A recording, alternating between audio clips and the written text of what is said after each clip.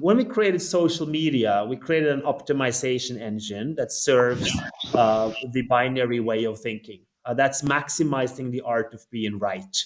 And right in this sense mean you have to be right or wrong, and I have to be right or wrong. So this is basically our thumbs up, thumbs down society.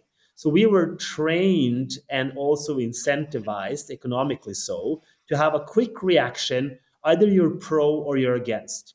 And to then be surprised that society over time then will be divided, to me, that's like kind of sort of, well, this is what we train for. This is what shows up. This is our reward mechanisms of followers and like and economic incentives is to have a quick reaction. So we reward reaction regardless of, how the main thing is it's binary. You're either pro or you're con, right? And this does not serve reflection. So this is one part of it. The media narrative is headlines and clicks and not reflection.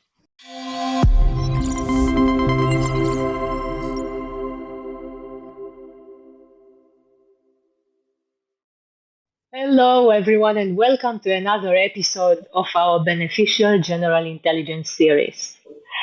Today's guest is someone whose life path defies every expectation.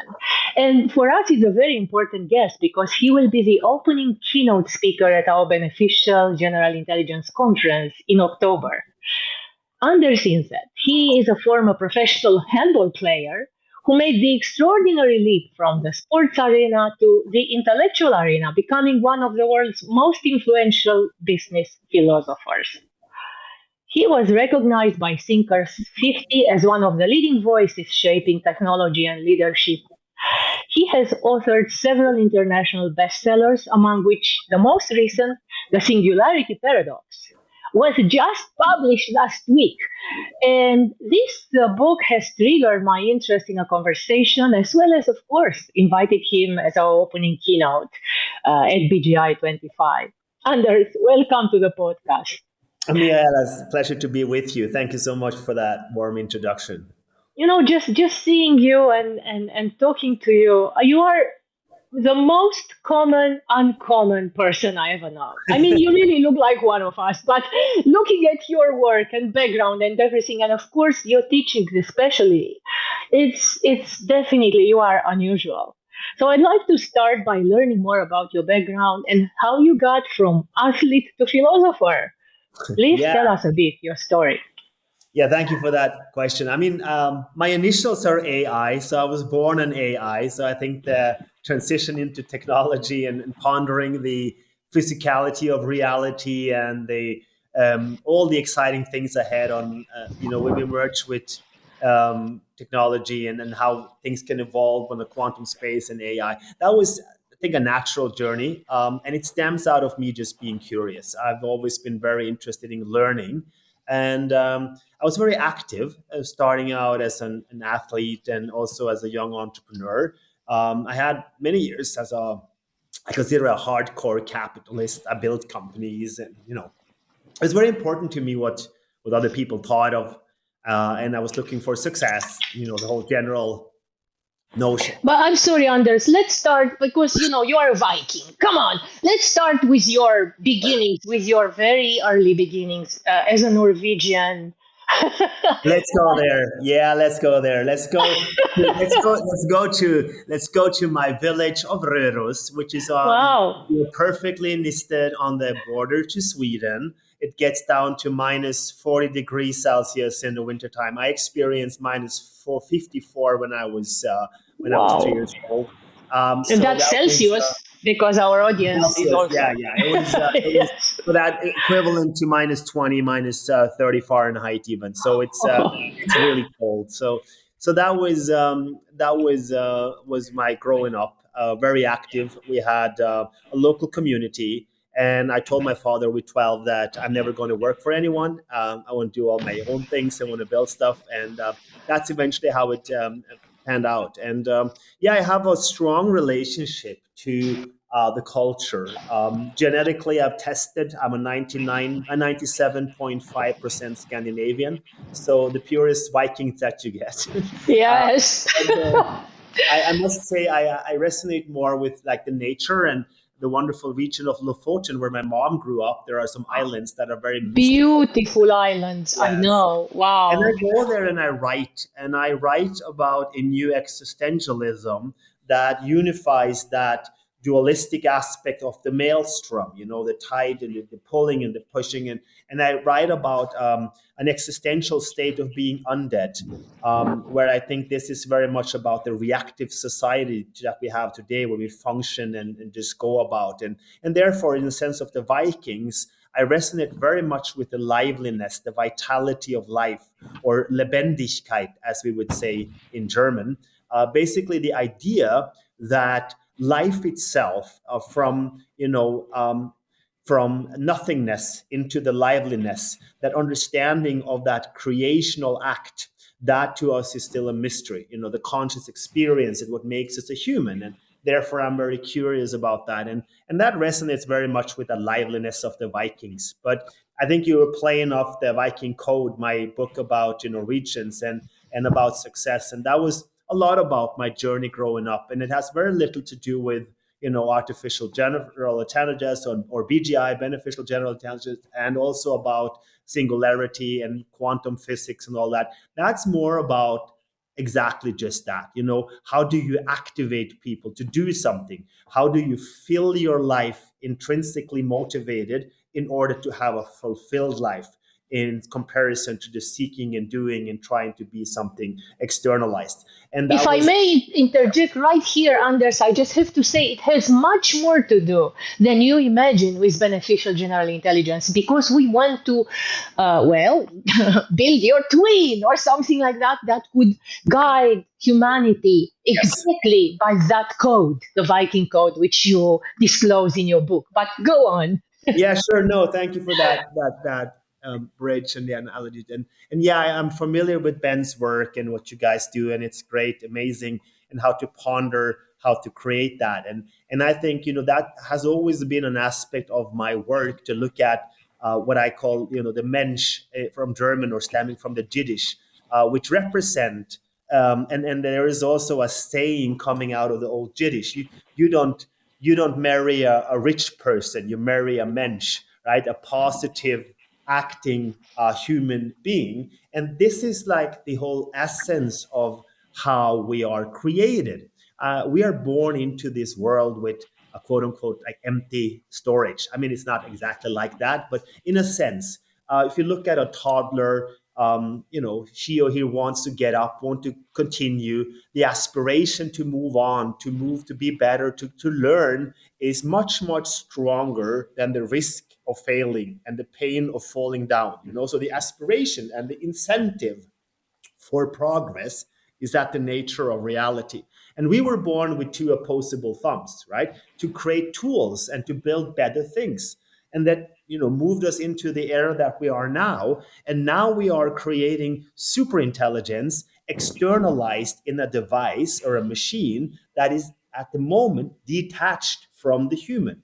And what you guys are doing with the beneficial general intelligence is to take that essence of beneficial and that essence of the liveliness, and to serve humanity at large at the core of what we're doing. And this is also in the latest book that got published, titled The Singularity Paradox: Bridging the Gap Between Humanity and AI. This is our argument. So we say Yes, that. but before we get there, Anders, I'd like to go a bit more into your background. So please, Yes. before we dive into the meat, or let's say the paradox of the singularity, let's explore a bit your other works, which I find nevertheless equally fascinating, and in which you kind of prepare the terrain for this. Let's call it opus magnum, yes, the singularity paradox. So you are authored several other books, including the quantum economy, where you propose a new vision for capitalism in the digital age, and further, a more recent work, Ex Machina, the God experiment, delves into the simulation hypothesis. So, are we living into a quantum simulation, Anders? What is this quantum economy? Tell us a bit. I love how you navigate our conversation back to a structure building up to a very clear message. I love how you do that. So it's I fascinating. studied you. I'm a great fan, as you know. And of course, we will post links to all your books and Thank works you so much. Yes. for No, our and audience. I always enjoy a good conversation where we dance off into any dimension, and so I am per nature open to very different views. I am agnostic when it comes to atheism and understanding of various belief system. I have a respect for everyone that has a subjective belief and hold on to a solid ground to stand on. I don't need one. I can go down any rabbit hole of thought because I want to continue that journey of learning. And therefore, your question is, are we living in a quantum simulation?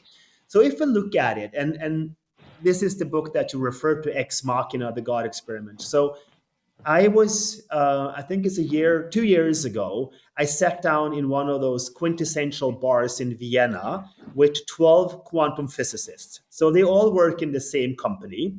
They're not building a quantum computer, but they are building the middleware and the software and the front end on the operating systems on quantum. So they are also working with various quantum computers, but nonetheless, these were very, very smart, genius scientists, physicists, trained physicists on quantum theory that had different understanding on what quantum physics tells us. Some were leaning towards the Copenhagen interpretation, where there is some kind of collapse of the wave function with the observer. Others more towards multi-world interpretation, and so on. So they were working on the same company, and I said to them, "Can you prove to me with math and quantum physics that we are not living in a simulation?" And my now co-author, Dr. Florian Neukert, he called me 3 months later and he said, Anders, I haven't literally slept in 3 months now. I can't do it. I thought it should be some way to kind of sort of use math to make an accessible future that we can explain that this is some kind of base reality. So I said to him, "Well, you're probably familiar with Nick Bostrom's, theory and hypothesis." And I explained a little bit about my view to that, and we got into that pondering. And he said, "This is very interesting." So since then, we have been doing a lot of sci-fi. When we say sci-fi, we mean science philosophy. Oh, So we write it with a PHI, sci-fi. So we dance at the outskirts of mind and matter and try to ponder these questions. So what we did, we looked at the simulation hypothesis, which says that out of three various theories or options, one holds to be true. So one is that there is some kind of extinction event. So humanity goes extinct. There is some pre-programmed end of humanity. So we never get into a simulation. We never get as far that we can build that quantum computer that simulates every atom of our observable universe. The second option is we get bored of progress. So that could be we sit in awe, we do some kind of psychedelics all day, or get some things wired up to our minds that keeps us in a different conscious state, that we don't want to have better smartphones or wings or super airs or whatever. So we get bored of progress. We have stagnation. And the third option is progress is possible. And out of those, the likelihood, you could put a likelihood to each scenario, and then you come to a conclusion that it seems that it's more likely that progress is possible. And if progress is possible, the question then, based on our foundational understanding of physics, is not if we can simulate, but more on the lines of when. So it becomes a time frame. So then if you go back and look at like how exponential technologies have progressed over the past 80 years, and you project that into the future, you now have visuals and goggles where you put on that you have almost indistinguishable worlds to look at from the ones that we have when we take them off. And when we look into these virtual worlds, our experiences are just as real as any other experience. So the virtual world is therefore real from the sense of our perception.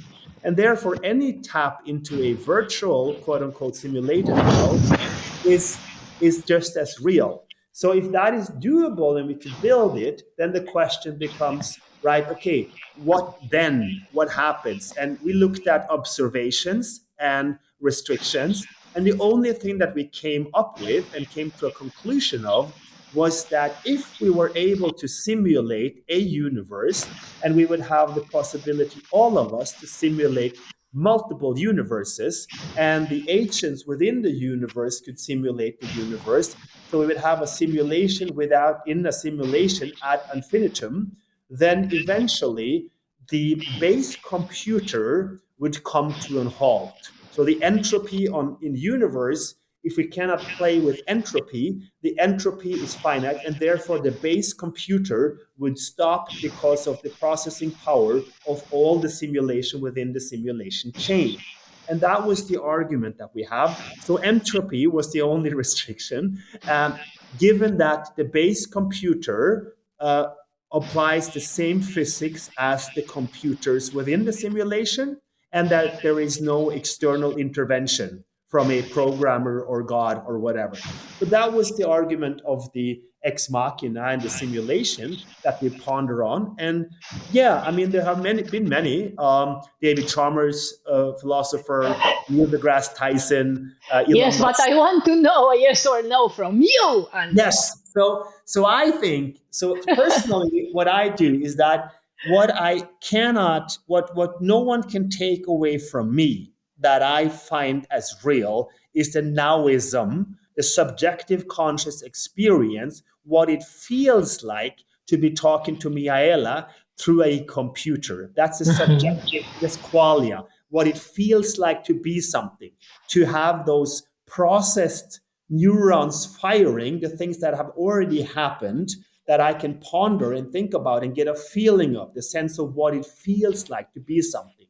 And this agency is obviously highly subjective, but this conscious experience, you cannot take away the realness of that. Nonetheless, I have so many weird experiences given the understanding that I've gotten to talking to all these bright minds, that I very often think that a lot of the things that happens are more a part of a game, that I am in some kind of simulation chain because they are so unlikely and so weird and so strange and so beautiful that one could easily lean toward being in the simulation.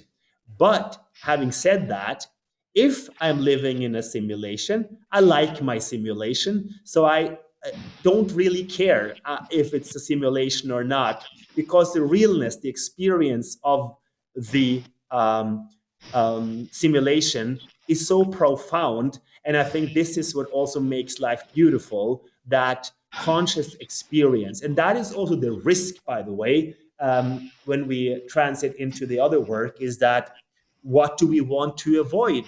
We want to avoid the philosophical zombie, the state of not having that experience. And therefore, to me, it doesn't matter if it's a simulation or not, because the experience, the conscious experience, the nowism and the subjective agency is what makes life to me. And therefore, yeah, we could be living in a simulation, in a short answer. And sometimes it certainly does feel like one.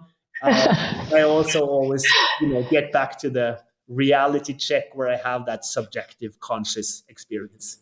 Correct. And of course, asking a philosopher, give me a yes or no, is the wrong thing to do.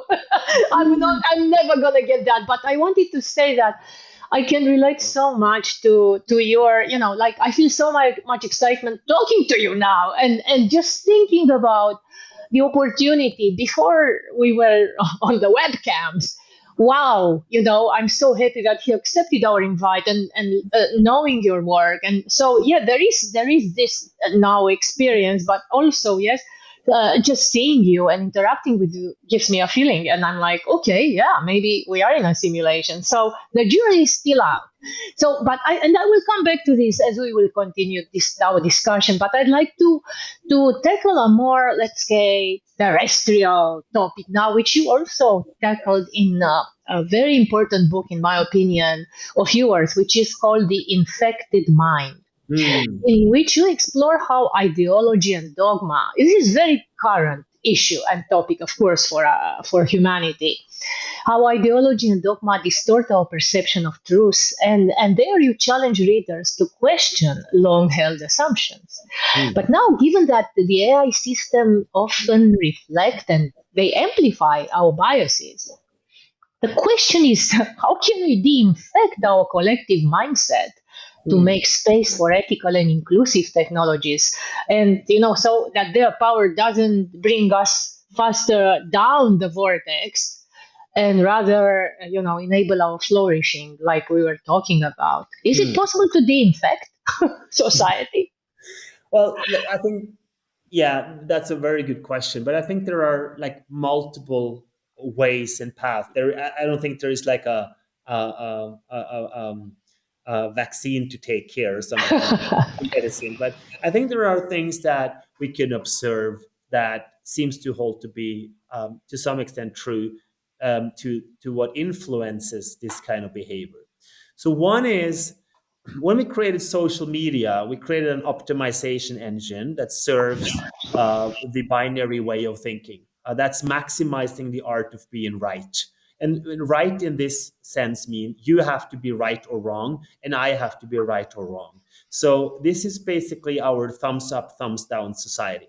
So we were trained and also incentivized, economically so, to have a quick reaction. Either you're pro or you're against, and to then be surprised that society over time then will be divided.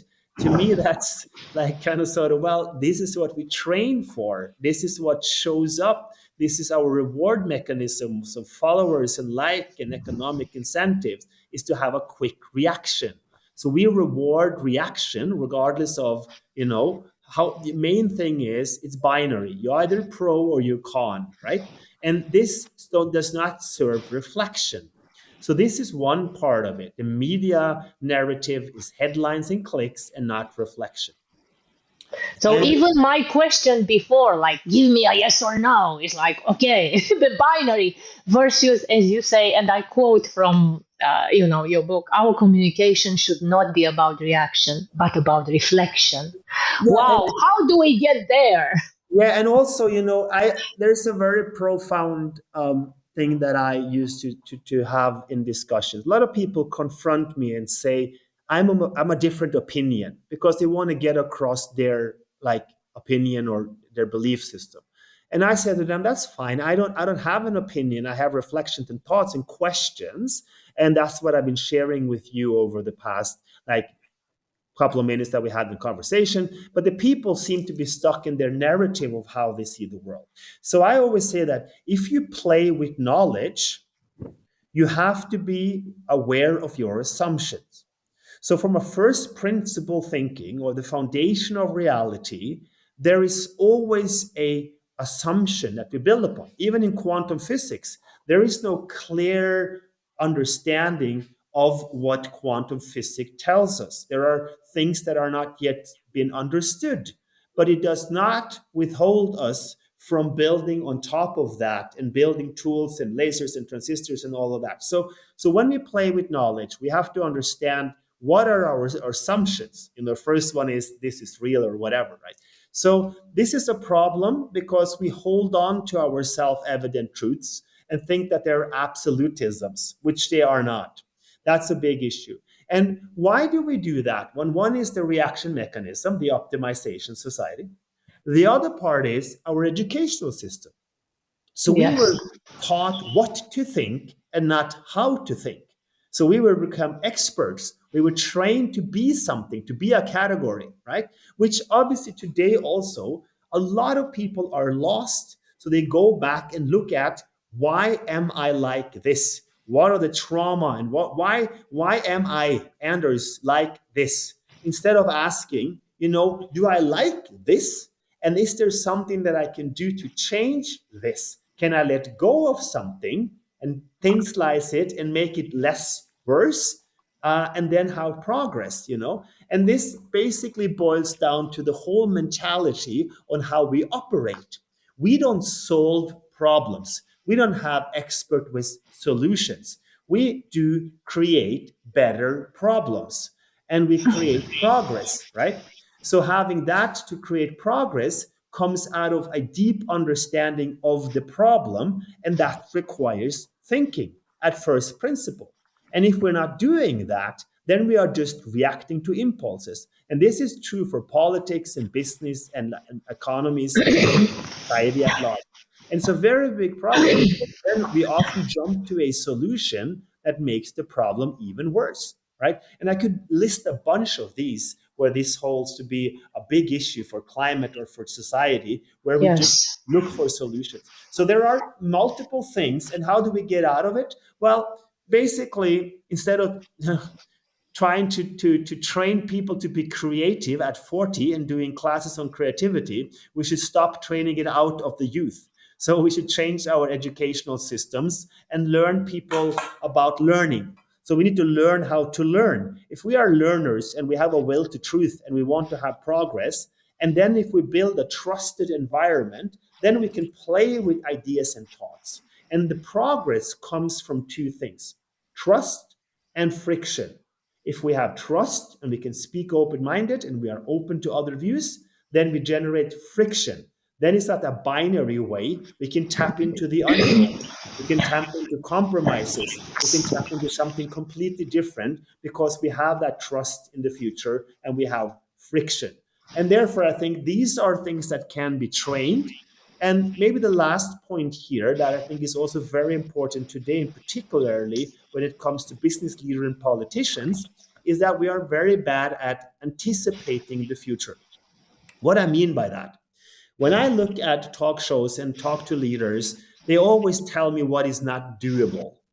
And when I wrote The Quantum Economy back in 2018, 2019, everyone said, wow, this is interesting, but this is very science fiction and you're a futurist. Now, looking back, and my time frame was 2020 to 2030, right? When I look back now in 2025, I said, whoa, I was too conservative. We are much faster. I wrote about AI, about like, I didn't know about wars and pandemics and everything, but I wrote about technology. And we have come even further than I thought would be imaginable. So, how do I anticipate the next 5 to 10 years? I look at the exponential progress of technology and I say progress is possible. What does business leader and politicians do? They look at the past and they project that into the future. Studies shows us that batteries are not sustainable, right? So, well, duh, you're looking at batteries that was concepted and produced 10 years ago. I'm looking at the batteries that will be here in 5 years and then building the future out of the future. So I'm building now, creating now out of the future scenario that I think is plausible. I asked them, do you think we will have Nokia 5110 and play Snake in 5 years? Or do you think we will have more advanced, quote unquote, smartphones? And everyone say more advanced. I said, how much advanced? Oh, quite a bit. Okay, but why are we acting as if there will be stagnation? So this is also a mindset thing to train how to anticipate the future based on plausible scenarios. One is technology, the second is human behavior. A person that was really good at this was Professor Hans Rosling, Gapminder Foundation, passed away later, way too early 10 years ago. He wrote a book about factfulness, how the world is really, and he projected that into the future. And under gapminderfoundation.org, one can today find many, many misconceptions about how we think the world is, as in comparison to how data show us that it really is and how it will evolve. And this is something that we can train, and it's much more plausible to think possibilistically about the future with technology than it is to think about stagnation or moving backwards. Definitely. And so you mentioned learning. I would call it relearning, but you also speak of the importance of unlearning, if I may. And I want to ask you if you have any tricks of the trade. Are there some core beliefs about intelligence, progress, or leadership which you can point to that we urgently need to unlearn in this age of the singularity? Yeah, I think anything that relates to practical, conventional management training today is a part of technology. So operational excellence, agility, all of these are speed things, optimization. And AI and technology is much better than that. So anything on we have when it comes to management, it's not that it's necessarily bad, but it's not for the operation, the skills that you need today. So trained managers like that oversees people and delegates tasks, they are now moved into AIs. They become obsolete. That's why many companies today are laying off a lot of middle management, because we need more leadership, and therefore unlearning the training of management schools is something that I think is very important. But again, when it comes to unlearning, what I mean is more a visualization that people can resonate with. What I actually say is to open up, to free oneself from old self-evident truth and beliefs on how the world is, and be much more open to progress and learning. And this is difficult because many come to me and say, well, we need to be more courageous. And I say, well, people aren't courageous if they have consequences and they are, in a good position. So I think the better way here is to find incentive for behavioral change. So instead of teaching people and telling them not what to do and to tell them that to change, we should find incentives for people to change so that they can experience it on their own. And this is very important also when it comes to learning. So as long as the incentive for change is stronger than the anxiety of losing or failing, you will always get back up. You will lose, you will fail, and it's okay that that hurts. It hurts when you're a child and you fall in your butt, but you get back up because your inspiration, aspiration, and your incentive for progress is stronger than the anxiety of failing. And therefore, I hold very much of these type of leaders. And coming back to your question of unlearning, that's why we should get out of that conceptual, rigid structures, and everything that can be defined and categorized should be moved into technology, because technology is much better than that. Amazing, amazing. And before I promise you the next, not this one, but the next question will delve into your new book. But Yes. I'd like to ask you, another book which you wrote, which is called Wild Knowledge. And Yes. in that book, you propose that our outdated ways of thinking are no match for exponential technologies, which you tackled a bit in the previous answer. But the question is, how do you see the tension between this technological exponential advancement and the potential loss of our human autonomy? Hmm. Because the society is clinging, as you mentioned in your book, to the linear thinking while AI accelerates unpredictably. Can Right. we catch up? What do we have to do? Yeah, it's funny that you say that, because I wrote this book back in 2017, 18, so it's almost 10 years ago, and there was no like LLMs in sight, and people thought that was very like crazy to think like this. And I said, well, one time we will come, and it will be in near future, that we will have infinite free access to intelligence or to sorted information. Call it knowledge if you like. So knowledge to that extent means that it's sorted out information. It gets better by the hour, by the second. And this is what is happening right now. Everyone in the world today has almost infinite free access to this, and it becomes better every day. It's not perfect, it has big challenges. We are getting bored of large language models. That was a good ride. And only 2 years in, we are now seeing that, well, as good as they are at guessing the next letter, there are better technological ways to do this. So we are building world models, other different foundational model approaches, trying to mimic the brain and architectural structures and find ways to optimize. And we will find ways, and it will get better and better and better. It's not just about compute, it is also about the engineering and the structure and the approaches that we do. But it's also about compute, and we have increasing compute. Nvidia went out and said, well, we're never going to have the capacities. 2 years later, the company is the most valuable company in the world, and we found the capacities, we managed. And the same will continue with the challenges that we have today. So the next thing that will happen, I think, is that all of these technologies that we already have today when it comes to energy will be put into place. These are investments. But then what will happen in 10 to 12 years is that the marginal cost, the next kilowatt hour of energy, will be literally free. So the marginal cost of energy will plunge towards zero. We have fusion, we have some kind of solar space structures, we have wind and solar on our planet. It's not about fossil fuel and fighting these gasoline cars versus electrical vehicles. It's simply about the truth that these technologies will be much more efficient and therefore also cheaper. So the whole thing about saving the planet and ecology does not relate to that debate of ideology. It is all about technology and capitalism. And once a car is not more competitive, so if you have a car with 2,000 parts that falls apart, that does not drive fast, and cost $40,000 more, you most likely will choose the other car that is sexy, faster, lighter, cheaper, and has less problems. So this is how we tick. And therefore, the whole marketing scheme of saying electrical vehicle is about sustainability, that was a bad idea. The whole climate ideology, I have nothing against Greta Thunberg and Fridays for Future. I love the engagement of the youth, but the impact is literally zero. It's just basically human beings stopping sharing that they're flying in holidays and not putting it on Instagram, but we still fly like crazy. So the real impact comes from progress through science and technology.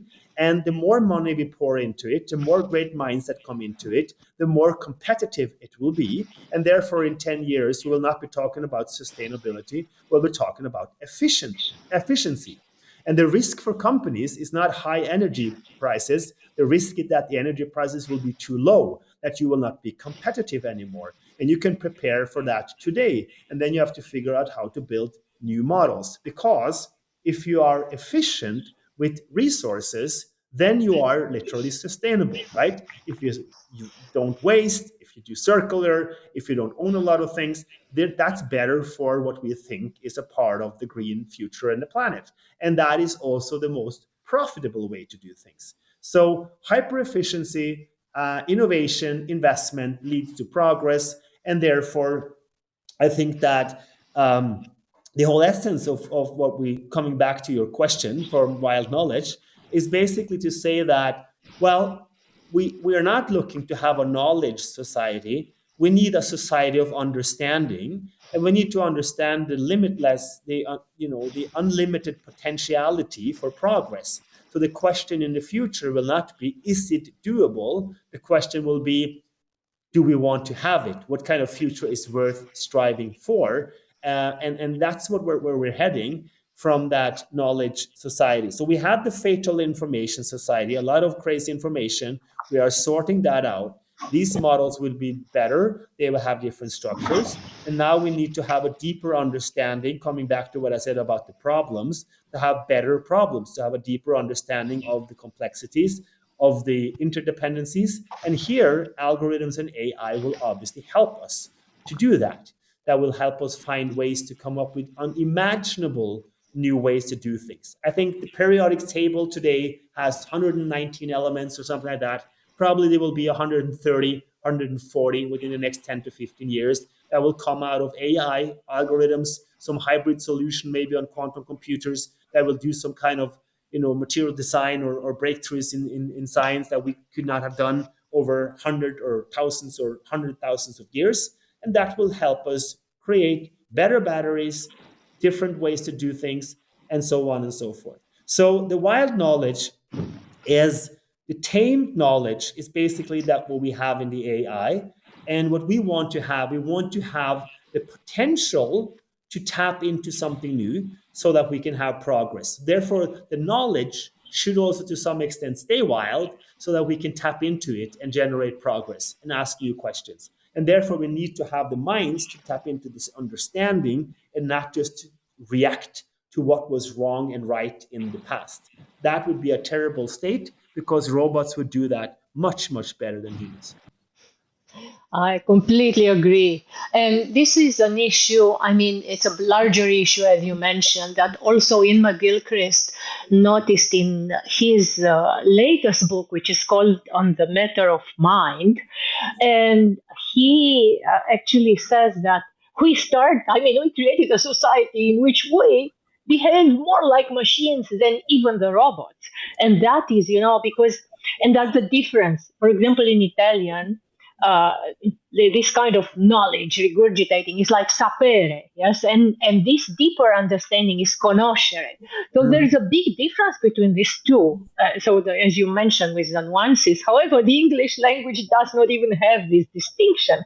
Yes. So so it is, yes, you pointed to in your book, yeah, which I recommend to our readers. You point to many such blind spots.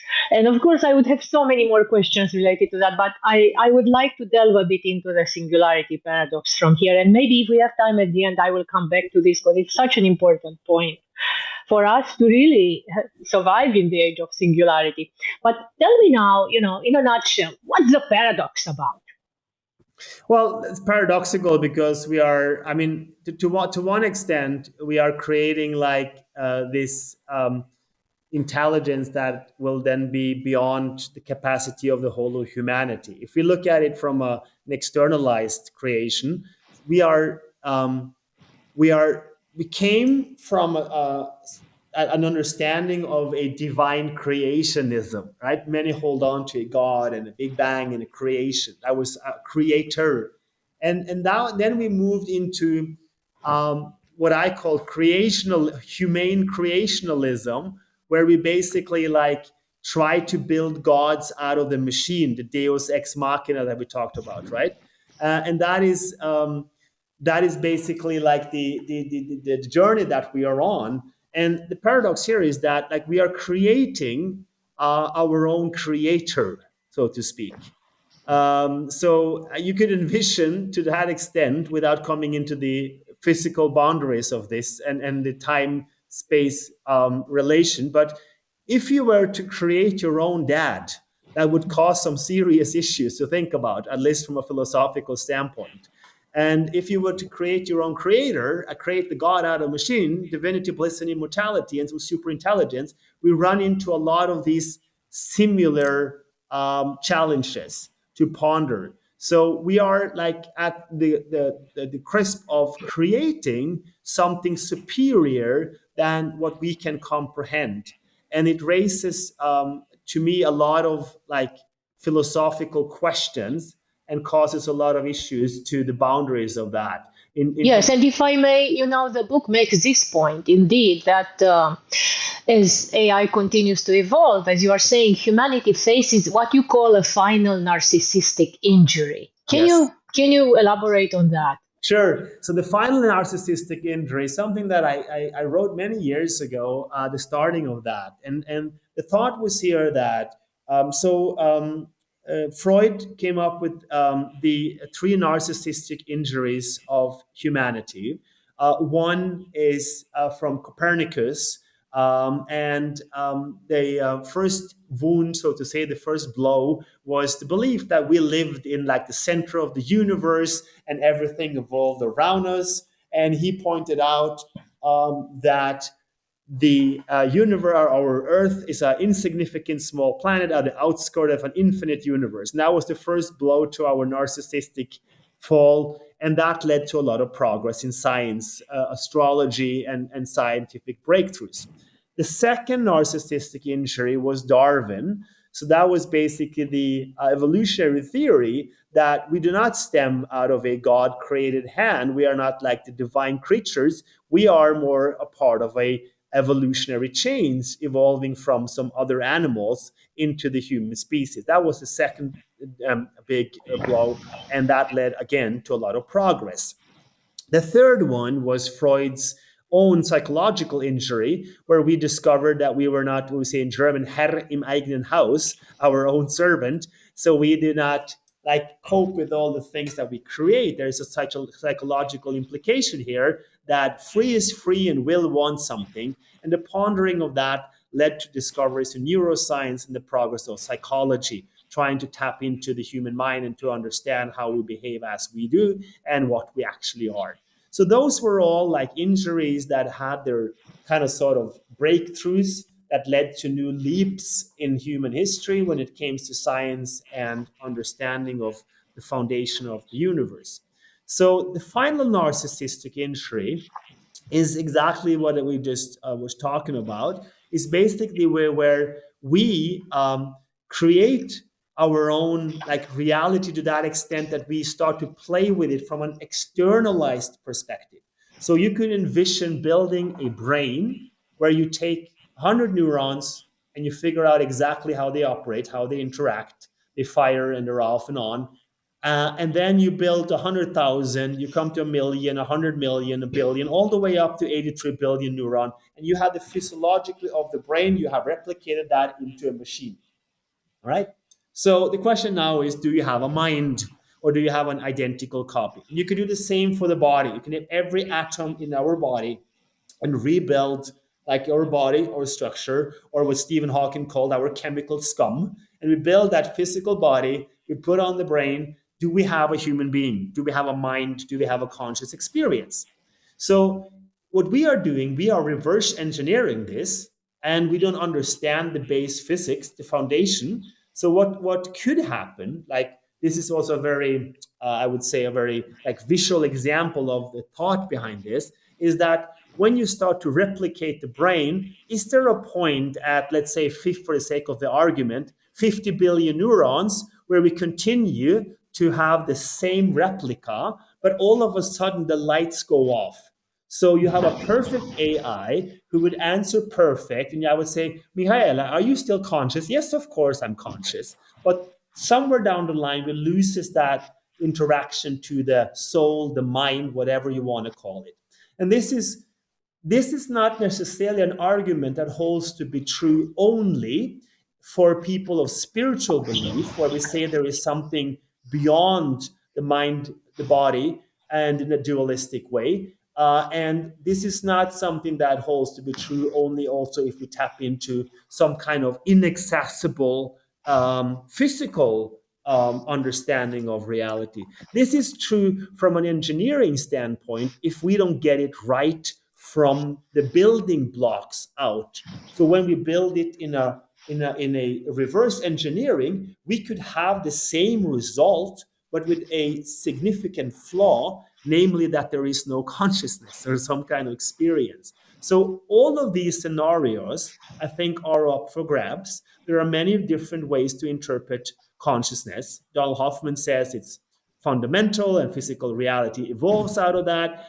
Dan Dennett thinks it's an illusion. We have the integrated information theory of Tononi, where the consciousness rises out of it. We have panpsychism. We have all kinds of various promising and interesting theories alike, some more than others. But nonetheless, it could be that if we externalize this, we create robots that could, for us, seem to be a replica and to be human-like or human beings, but they miss out on an aspect, and we would never know. So what I conclude then in the final narcissistic injury is basically taken out of the Greek methodology, where you have Narcissus, this wonderful entity, staring into the water, and there's a beauty that is mirroring in the water, and the mirror, the picture of Narcissus is there, and the lights are on, but there is no Narcissus at home to perceive the beauty.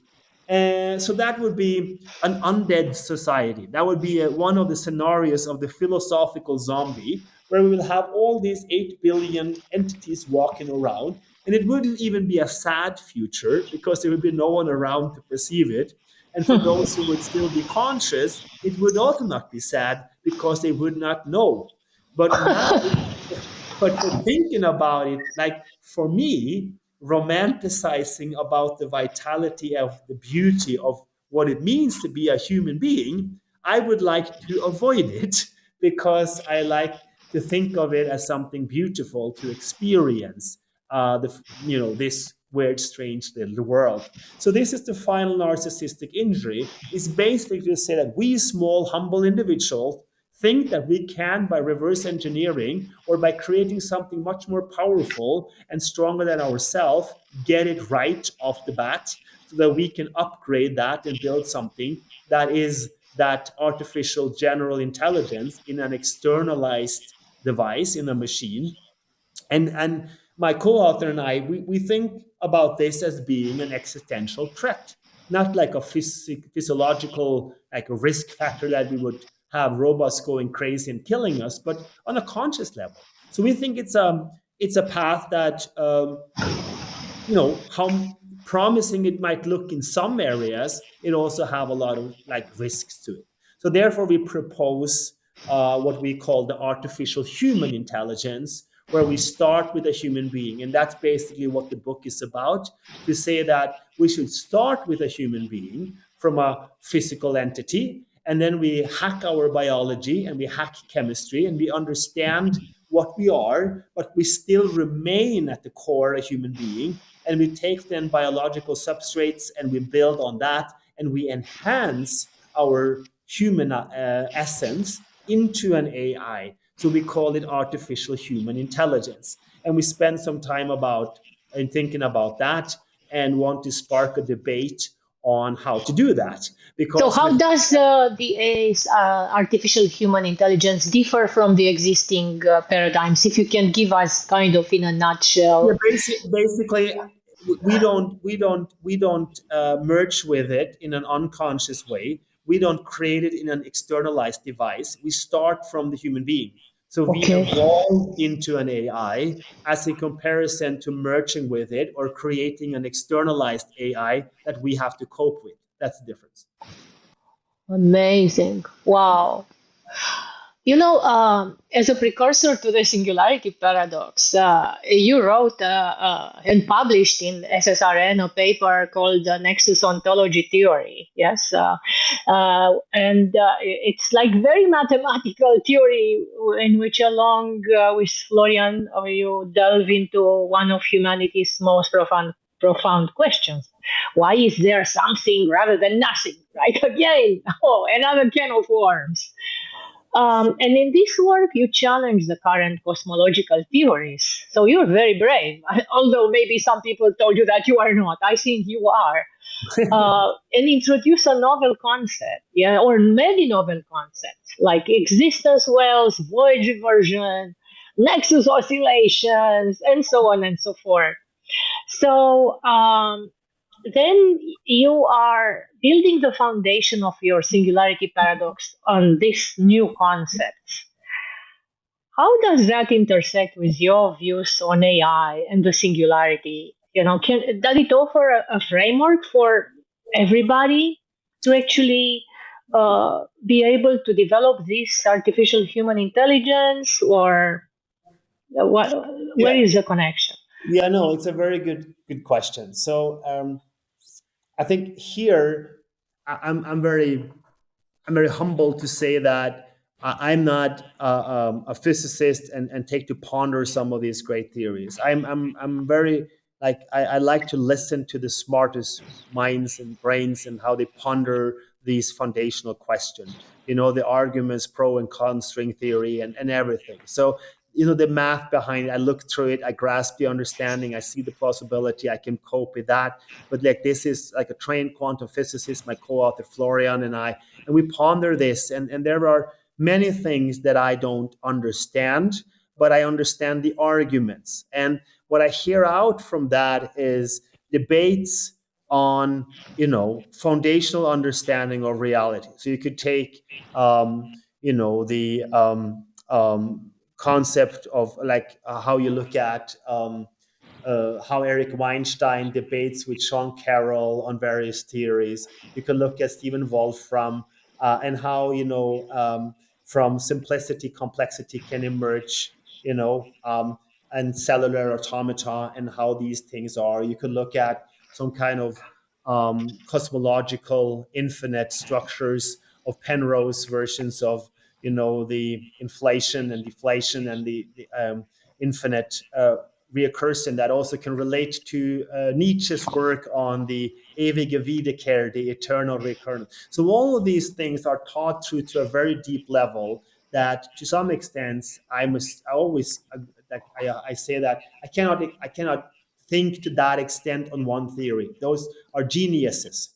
But what I see is they're not compatible with other theories. So it's kind of like the argument of monotheism, right? I'm very open to monotheism if they come with one God. But if you have six monotheists coming with six different gods, I said, you are the expert. agree on one and and tell me about the one you decided on, right? So that is how I approach this. I'm very open, and I like a lot of the thinking from these theories, and they are geniuses in their own domains.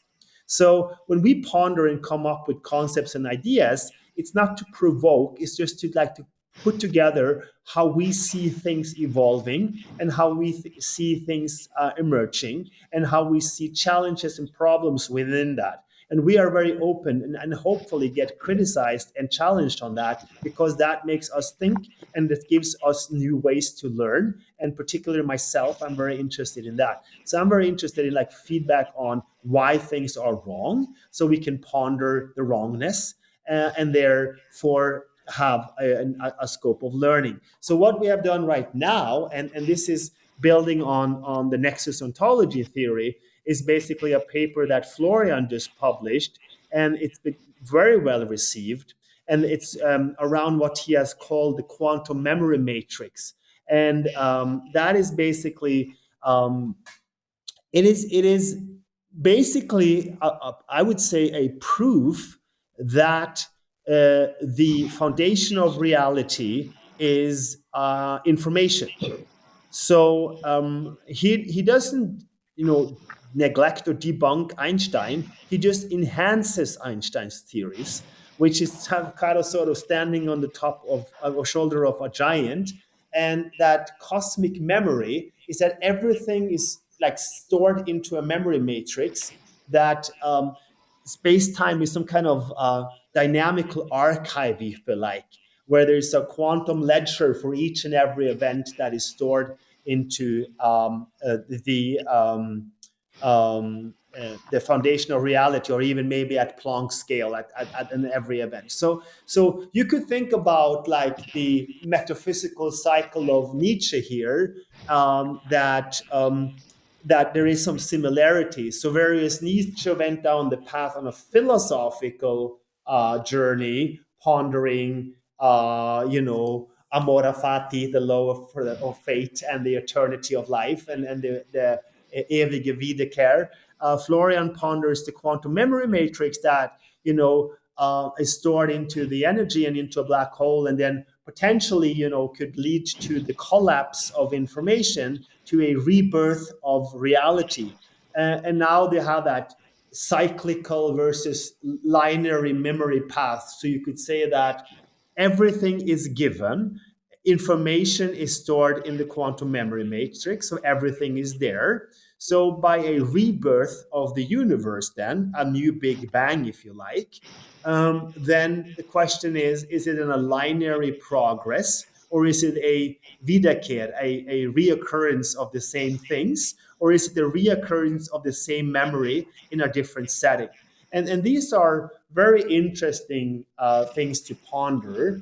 And yeah, so this is basically where we come back to that, reality that we see how basically quantum physics and what it teaches us, and how the intersection of these disciplines are based on the best critics and based on the understanding of the various theories. So again, here, even if you have a cosmological infinite reoccurrence through some cosmological events where eventually everything collapses into one black hole and reignites a big bang, whatever, the question still remains: what is outside and creation? And it doesn't really get to the foundation, but at least this is one idea and one thought that ponders some of these concepts, both from a philosophical side as well as from a mathematical and a quantum physical side. And yeah, I think Florian and myself, we are both very, very aware of that. There are physicists and scientists and mathematicians that can come up with very many things to say about this. And also from a philosophical side, there are philosophers that have pondered these particular questions for decades and are much smarter than I am, and are very much interested in learning and experiencing and thinking about it. So we are just observing and reflecting, and we're sharing our thoughts in our, I would say, at the moment, our best plausible way to explain what we think. And Yes, yes, Anders, I get very, it. Yeah. So yes, so we will post the paper, and we will see also what feedback. We will post it in the description of the podcast. But I have three more questions, if I may indulge, before the last one. So, so I'd like to come back a bit more to terrestrial issues here, because we went in the cosmos and in the universe quite a lot. Yes. But still, from your book, The Quantum Economy, right? You write, and this is of high interest for our beneficial general intelligence audience. You write in that book that about humane capitalism, right? So the question is now, how might AI help us transition towards such a humane capitalist, toward a regenerative, human-centric economic system? Do you have any ideas about that? Can Hmm. it be helpful? Yeah. If not, you can prepare it for your keynote. Yeah, sure. No, I am happy to share that in the keynote also. I'm just, as we speak, I'm rewriting the quantum economy after many Ah, years. So I'm doing a lot of conversations. They will be recorded and also made public with some of the leading CEOs and founders of quantum tech companies, scientists and philosophers alike. And this research and the conversations will also be shared with public. These are a conversation that you and I are having right now, but just like me doing research for the upcoming book. And yeah, so the humane part of capitalism is that, again, here coming back, we talked about the categorization. So we came up with social business and impact investment and so on and so forth, which there's nothing bad to say about that. It's just that if there is social business, there should also be a conscious decision on an anti-social business. And I have not seen that. I have not seen like an investor say, non-impact investments, give me your money, I'll blow it off and I cause damage. There is no company that has that as a vision. So the problem is not that we should add the good on top of a non-functional system. We should fix the flaws in a functioning system. So the economy is the operating system of our society. If our goal is to have a social, ecological market economy, it becomes social when there is something to divide, like when the economy is functioning. So there has to be profit. Adding a layer of ideology on top of it will not fix the core. Therefore, it's just a temporary bandage on a bigger problem. So the foundation of social ecological market economy must be we have to have profit and growth, and we have to have something to divide. It becomes ecological when economy and ecology becomes synergistic. And I think that this is also what we'll see, that the impact of capitalism on the climate and also our planet is much, much bigger than any ideology you might have. And I've spoken at a gazillion ESG and sustainability conferences, and we yes. see that we see that today that at the end of the day they need to have financing, and I always say, why do you focus on the green? Focus on the on the profit, because you have great technology. What you're doing is great. It makes sense for humanity, and it happens to be green as an outcome, right? So sustainability or more, nothing is sustainable. At the end, the entropy is finite, but um, at least it becomes more sustainable if it becomes better on the technological side, or we have scientific breakthroughs. So this is the part of the humane capitalism that I look at. And in this I look at the unleashing the power of technology and science, and at the same time taking care of the humane aspect of it. We don't have humanism, we haven't talked about the values, we don't have an ethical framework, but we have some direction. And if we could bake that into the economy and build, quote unquote, a humane capitalism, I think that is a very, very good start to tackling poverty, diseases, climate, wars. All of that stems out of a non functional, dysfunctional way of distribution of wealth, and also with our capitalistic model. And I think that capitalism is very powerful for progress. We have grown from 100 million to 8 billion literally overnight. And we have had progress on birth, on survival, on wars, on food, hunger, and also how long we live. And we are continuing to have progress by all due means. Not perfect, a lot of terrible things going on, but if we can figure out how to apply technology and humane capacities by doing it through capitalism, then I think we can make the world a lot better even than it is today, and we could tackle a lot of the big challenges. And therefore, I write about this, and I write about the potential and the capacities of technology, and I write about possibilism.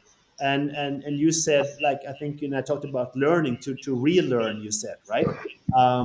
And I like to see this as a re-enlightenment. So we need a re-enlightenment for humanity, where we get down to the foundation of learning and the curiosity of progress, and not the one of reactionism and optimization that we have had over the past decades. And this, From here exactly, I can have the transition to the next question, which is now referring back to your wide knowledge book. There you discuss the importance of embracing intuition and kind of wild ideas in business. So I think this connects kind of with what you are saying here about the re-enlightenment and so on. But why is this important to embrace intuition and wild ideas in business? How can organization cultivate such an environment? yeah, first, why is it important? I think it's twofold. It's important, one, because that is the foundation of progress, and we need progress to tackle the challenges ahead. With AI, with climate, we need breakthroughs in science, smart engineers. We need progress, not stagnation, limitation. We need positive progress. That's number one. The second part, why it's important, is that's on an individual level. So I talked about this existential state of being undead.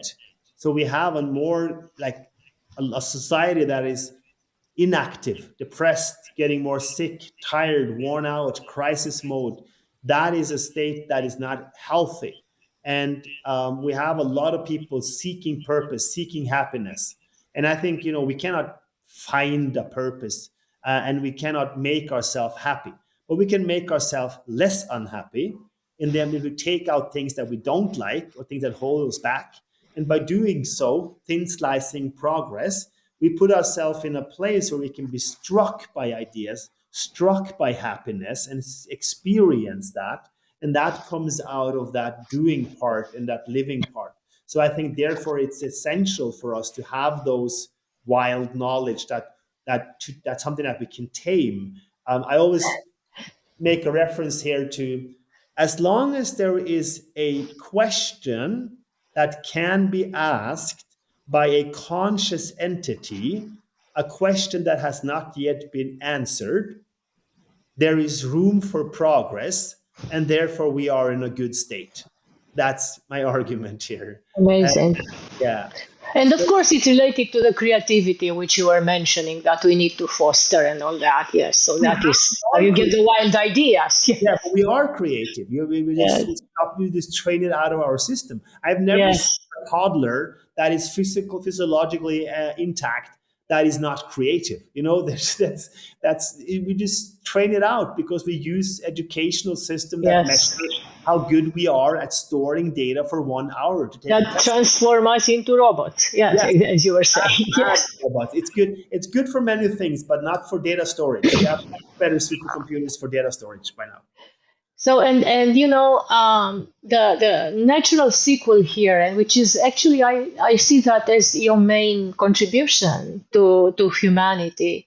You have another book, Philosophy at Work, in which you advocate for bringing ancient wisdom into modern boardrooms. So the question is, if Aristotle or Lao Tzu were designing artificial intelligence today, what might they do differently from Silicon Valley? Oh, that's an interesting question. Yeah. Yeah, I'm sure you can answer it. no, no, but it's a very good transition here, because you just asked me a question before that had two questions. One was the wild knowledge, and one, what can organizations do? That was the second part of the question, and I don't think I answered that. So the Silicon Valley part here is good, because Silicon Valley was an accident out of the war, creating one of the most terrible weapons in human history, right? Smart minds pushed to do creativity and innovation within the boundaries of time. The same thing we are seeing now at the front in Ukraine, rapid prototyping, fighting with drones, building new drones every single day, testing on the fly, hyper rapid progress, innovation, creation. So at war, terrible, terrible situation. After the war, the birthplace of a lot of amazing companies and ideas and structures. That's how history happens, paradoxically and also perversively. But that's a result, and it's not good. It just is, and it has always been like that. Are there other ways? Yes. What can organizations do except go to war? They can adapt a lot of the dynamism of today's world. And therefore, Silicon Valley is doing so. If you look at companies like Alphabet or Microsoft or many of the AI companies, they are set up in a different way than old traditional industrial companies. So here I'm just publishing now something that I've titled The Triangular Alchemy of Modern Business. And basically, I look at a company and I don't see a sales division, a marketing, an IT, whatever. I see three pillars. Pillar number one is forge. So you incubate or forge your own clients. So think of a brewery company that forges the bars and restaurants to get into business, give them support, beverages, upfront things that they can sell so that they can get into business. So you help your clients rise. So you go from selling stuff to your clients buying stuff. So you give them freebies, you give them access. Look at all the cloud solution. It is all about helping your clients growing their business so that they do more business with you. If you're a license model on Google, you want your clients not to buy more licenses. You want them to be successful and have more employees. It's a different question, different challenge, right? So forge your clients, forge your partners, incubate them so that they can grow. What happens then is that you learn a lot because you're at the front, you're in the bar literally talking to the clients and learning about trends. So you have a learning organization. The second pillar is investment. Any company today, they need to have an investment arm. You invest in ideas, in spin-offs, in startups, in things that could replace your business model or things that you can exit to build asset and have money to grow or to survive in difficult times. Also here, if you operate in that sense, in that pillar, like a VC, you will also learn a lot. You will see a lot of different ideas outside of the box, literally, outside of your comfort zone of products and services. So you will learn a lot. And the third pillar is efficiency. We live in a time where the efficient organization will survive. Efficiency, operational excellence, hardcore innovation for optimization. That is the part where you also put your sustainability division. You put it in, not in the ideology, you put it in efficiency. And they work on one thing only: clean up the trash, make progress, make incremental change, save resources. And these three pillars, if you have good leadership, anticipatory leadership, you have a good culture, you have trust. And these three pillars fight for the same resources. So now you have friction, now you have progress, and now you have what I call the becoming organization. This is a company that is never here, it's always in the becoming. It's Now always I can hear Lao Tzu speaking. Okay, okay. I got it. Yes.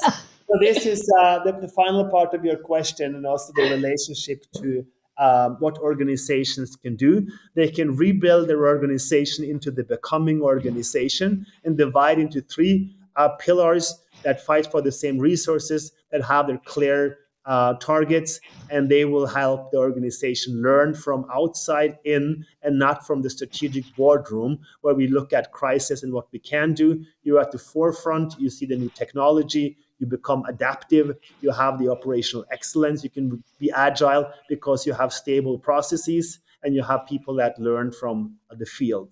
So I think this is a way forward for any company to rebuild how they are set up. You have this amazing ability to translate wisdom into very pragmatic steps. And this is really amazing and unique. So, Anders, I commend you for this. Thank you so much. I have so many more questions, but I will leave them for when we meet in person. I'm hoping, and he is also hoping, that we will have a dialogue between you and Dr. Ben Goertzel at the conference, and we will film it in person. So I will save some of the questions for then. But in the closing, I'd like, because you are such an amazing person, and we have so many young researchers here, and I'd like you to leave us. And I know I asked you from the beginning, and you didn't touch that exactly. You sent us to your book, but I will press you here.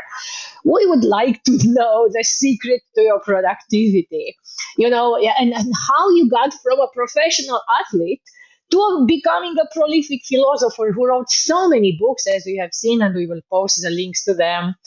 Also in many languages. I mean, you speak German, you are Norwegian, you speak English, you write in many languages, you collaborate with quantum physicists. Please tell us a bit about this Viking code which enabled you to be so productive. What is behind that? Yeah, I think curiosity is a very important part and the learning part. So as I said, I was always an extreme to the extent that I was very much about goals and doing my work and spending the hours. I think everyone, it's not about writing when you have an idea; it's to get up and do the work. I did that for many years, driven by extrinsically motivated targets and goals. So I was always about that structure part. So I always like to say that I'm a creative by heart and a nerd by nature, or vice versa. But basically, I didn't feel success. So when I sold my company and I quit my sport, it was more about that reactionism, and that becomes very exhausting. And I think if there's a secret here, today I consider myself highly successful to myself because I'm so privileged because I get to get up every morning and learn. And that feeling of progress, to experience that you have done something, I think that is one of the most profound things that we humans have. So, if you do that, it's not about seeking your passion. It is about doing things to say, okay, this is something that I don't like, so I just leave it out. But I want to do stuff. And to get into that activation mode, it gives you so much energy. So, I also invest in longevity and life sciences, and I like the science part of it. But I'm a very bad example because I don't sleep enough, according to science. But I'm That's always have a the part of energy. the secret for your Yeah, productivity, I guess. it is because of that, because I just want to get up and spend more hours. Don't give me the 10, 15 hours at the end. Give me the productive years now, because I love doing that and getting up and learning. And it's not that I have to do it, right? It feels like I want to myself. It's an intrinsic motivation. And for everyone in any field, if you do a study, if you do a research of something that is based on some kind of justification, or just doing it for the sake of a grade or a role or something. Yes, there are parts where the structural and the effort serves the means, right? But if you're doing it solely because of that, then you should question if it's the right path. And it's not, to me, life is not about finding that one thing. It's about giving purpose, putting purpose to life. And therefore, you need to be more of a generalist in today's space and tap into various fields. Oh, now I'm going to go here because it's interesting. Of course, we need the Ronaldos and Messis and the Nobel lecturers and the superstars in the disciplines. But for all of others, I think there is much wisdom and profound life truth found in being a generalist and just enjoying the various absurdities and the craziness of life and seeing various patterns. And I think to me that's my superpower, and my success criteria is basically that I found a spot where I like to learn. I like to have conversation and tap into your thoughts and to get to observe from many, many various sources from many So bright. that's what got you to give up your athletic career, or you didn't give it up? It's in parallel. Well, I gave it up. I stopped overnight, literally, because I didn't feel successful. I was just chasing goals and dreams and visions, all about all about like what everyone else, what you measured. You never felt that pleasure. Today, I can be alone, and I could take so much pleasure in just pondering an article. I think, wow, I didn't think I'd end up there. Right? It was just, where did Amazing. that come from? And just to sit at the piano and just play, and all of a sudden you're in that mood and you're just playing, and then it's like, where did that come from? That was amazing to me. It might have sounded, Amazing. but it wasn't amazing to a super musician. But to me, it was perfect in that moment because it was new and I learned something, and no one heard it, right? And finding that pleasure, that is one of the beauties of life. It's like smiling into the mirror when no one is looking. If you can find that more often than the challenges in life, then you're in a state of continuous progress, and I think that's a good state. And then probably you Yes. are productive. At least I think that's And one way. we will post your book, the Viking Code, as well, in which you tell your life story. But you kind of answered the very last question which I asked some of our guests. But you are a philosopher, so I have to ask it. So what is the meaning of life for Anders? Yeah, I just briefly touched upon it. So I think Yes.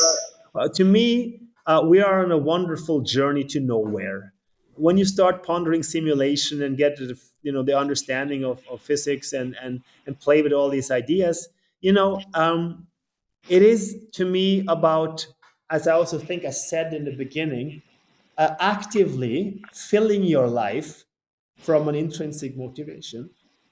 If you fill your life with things, then you can have a fulfilled life. So this is to me about giving meaning and putting purpose to life becomes much more fundamental than the search and the seek. And don't get me wrong, there is a discipline part here. There's a structure part here. You put in the hours, you have a calendar, you do your bed, you get up in the morning. Like, there are things that you like is a part of this journey, and I think we need that. We need some kind of structure, and we need the artistic freedom to play. So I think there is no balance in life to be found. It's dynamic equilibrium. It's always a strive towards balance. But at the end of the day, to me, this, whatever this is, real or in a simulation, it is a wonderful journey that we have, most of us, uh, a much greater capacity to influence for ourselves than most of us imagine. I think so. We have never been in a spot where we can influence our reality or how we react to the world. Um, we have never been in a capacity to do that to that extent that we can today. And if we realize that, then I think life is pretty cool. And therefore we have then the capability to fill our life with substance in order to have all these experiences. So yeah, I think that to me is kind of sort of the path and the journey to give meaning and to put meaning into um, these beautiful new absurdities that we create. So in your typical style, you reversed what is the meaning of life? We give it meaning. That's fantastic. Thank you so much. Very empowering answer. And thank you so much for your time today, for accepting our invitation to offer the opening keynote at our conference. And we look forward to that and to continue the conversation in Istanbul, yeah, at the end of October. Thank Yeah, you.